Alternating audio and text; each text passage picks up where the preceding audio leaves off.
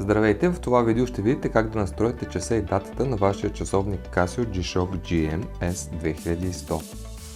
Часовника разполага с 4 бутона на корпуса, горе вляво бутон A, горе вдясно бутон B, долу вляво бутон C и долу вдясно бутон D.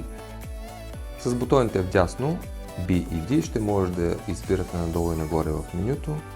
С бутон C ще потвърждавате всяка една промяна и с бутон A накрая ще потвърдим настройката на часа и датата. Задържаме продължително за няколко секунди бутон A, докато не започнат да се движат стрелките. Виждате, тук на дисплея се изписа Атина. С бутон B и D надолу и нагоре избираме друга часова зона, ако желаем. Ако искаме да продължим с избраната, натискаме бутон C и преминаваме към следващата настройка, която е за лятно или зимно часово време. В момента сме на лятно, затова оставаме ON и автоматично ще се промени след това, когато преминем на зимно часово време. Ако изберем OFF, то ръчно ще трябва да се настрояваме часовника всеки път, когато се промени часовото време.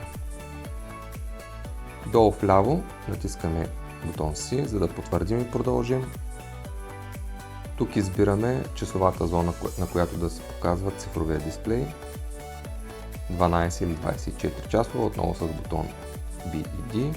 След като изберем часовия индикатор, натискаме бутон C. Зануляваме ги с бутон D и с бутон C отново потвърждаваме, за да преминем към часа. С бутон B и D настройваме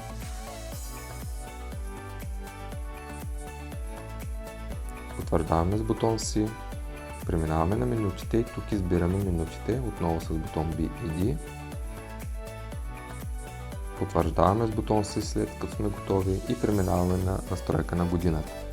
Тук ако искаме да я променим, отново с бутон B и D избираме годината, потвърждаваме с бутон C и преминаваме на месеца.